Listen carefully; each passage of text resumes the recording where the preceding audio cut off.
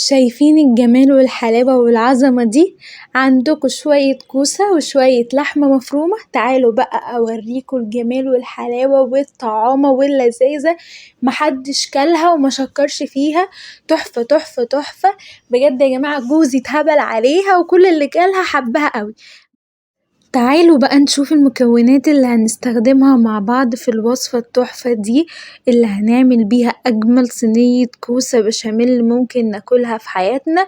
أول حاجة هيكون معانا كوسة كده وتكون متقورة، ومعانا كوباية من الشوربة وكوباية من اللبن وبصلتين متقطعين قطع، ومعانا لحمة مفرومة على حسب اللي عندنا، ومعانا شوية دقيق، معلقتين كبار او 3 معالق، وجبنة موتزاريلا، ومعلقة كبيرة ملح، ومعلقة كبيرة فلفل اسمر، ومكعب مرقة. اول حاجة بنجيب الكوسة بتاعتنا كده زي ما احنا شايفين دي الكوسة بتاعتي اللي هستخدمها، وابتدي ان انا اقسمها بالشكل ده نصين، نقسمهم كلهم كده علشان تبقى احسن معانا، وبعدين بقى ابتدي ان انا اقور الكوسة بتاعتي بالشكل اللي احنا شايفينه ده زي ما بنقورها للمحشي بالظبط اهو. هفضل بقى اقور الكوسة الموجودة بتاعتي كلها بعد ما قسمتها نصين. ابتدي بقى يا جماعة ان انا اقور الكمية بتاعتي كده وافضيها من كل حاجة جواها القلب بتاعها. بفرغ بقى كل القلب اللي موجود في الكوسة بتاعتي بالشكل ده علشان هحشيها. على جنب بقى هجيب حلة وهنزل بيها ب3 معالق سمنة كبار كده واسيبهم كده يسيحوا، وبعدين هنزل على السمنة دي ب3 معالق كبيرة من الدقيق، وابتدي بقى ان انا اقلبهم جامد. طبعا دي طريقة البشاميل العادية اللي كلنا عارفينها. ابتدي بقى ان انا اقلب البشاميل كده، الدقيق في السمنة بتاعتي علشان يدوب وما يكلكعش مني، لازم افضل اقلب. وهنزل بقى بكوباية اللبن بتاعتي بالراحة، منزلش بيها مرة واحدة، وافضل اقلب وانا بنزل باللبن كده، ما بطلش تقليب. طول ما انا بقلب البشاميل بتاعي مش هيكلكع معايا وهيدوب. شايفين بالشكل ده هفضل اقلب كده، وبعد ما اقلب اللبن هنزل بكوباية الشوربة بتاعتي اللي انا كنت مجهزاها برضو. طبعا الشوربة هتدي طعم خطير لصينية الكوسة البشاميل. وهنزل كده بمعلقتين من الملح ومعلقة من الفلفل الاسمر، وبعدين هنزل بمكعب المرقة بتاعي. افضل بقى اقلب البشاميل بتاعي علشان ما يكتلش ولا يكلكع معايا، ويبقى ناعم وقوامه حلو كده بالشكل اللي احنا شايفينه ده. ابتدي ان انا افضل اقلب، شايفين القوام بتاعه.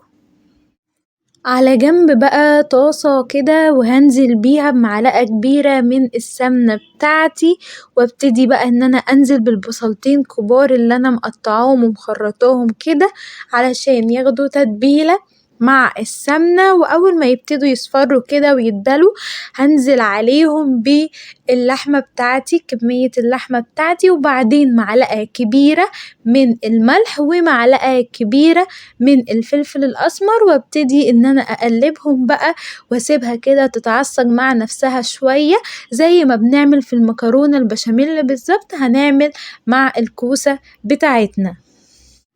هبتدي بقى اجمع المكونات اللي انا هستخدمها في الصينية بتاعتي. اول حاجة اللحمة اللي احنا عصجناها، والكوسة اللي احنا قورناها، وهنا معانا الجبنة الموتزاريلا بتاعتي، والصينية بتاعتي. هبتدي بقى ان انا احشي كوساية من اللي معايا باللحمة بتاعتي اللي انا عصجتها. ابتدي بقى ان انا احشي، انا هنا بحشي بالمعلقة، وكل واحد بقى يحشي بالطريقة اللي هو حاببها. انا كنت حابة استخدم المعلقة، وكل محشي واحدة احطها كده على جنب علشان استخدمها في الصينية بتاعتي. شايفين اهو. ابتدي بقى ان انا احشي الكوسة بتاعتي بالشكل ده.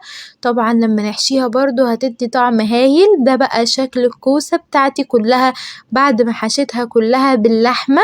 وبعدين بقى يا جماعة اجيب على جنب كده طاسة وهنزل بيها بمعلقة زبدة، وبعد ما انزل بمعلقة الزبدة هنزل عليها بمعلقة كبيرة من السمنة، هيعملوا ميكس وطعم حلو. وابتدي ان انا انزل بالكوسة بتاعتي علشان تتشوح معاهم وتاخد طعمهم. طبعًا التشويح ده بيخلي طعم الحاجة حلو اوي اوي اول ما نشوحهم طبعًا بياخدوا طعم هايل، غير ان هو بيدي لون حلو اوي للكوسة وهي في الصينية ولمعة حلوة اوي، الطعم لوحده هيبقى حكاية طالما شوحناهم، ولما يبتدوا يتشوحوا كده بقلبهم على الجنب التاني وابتدي برضه اسيبه يتشوح كده بالشكل ده، شايفين انا هنا شوحتهم شايفين اللون والجمال، شايفين التشويح خلى لونهم تحفة ازاي، الطعم بقى يبقى وهم وهم وهم الصينية بتاعتي وانزل بقى ربع كمية البشاميل بتاعتي كده تحت في الصينية، وابتدي ان انا افرده في الصينية كلها، وبعدين هبتدي ان انا اخد الكوسة بتاعتي وارصها كده بشكل حلو في الصينية بتاعتي بعد ما حطيت فيها البشاميل بالشكل ده.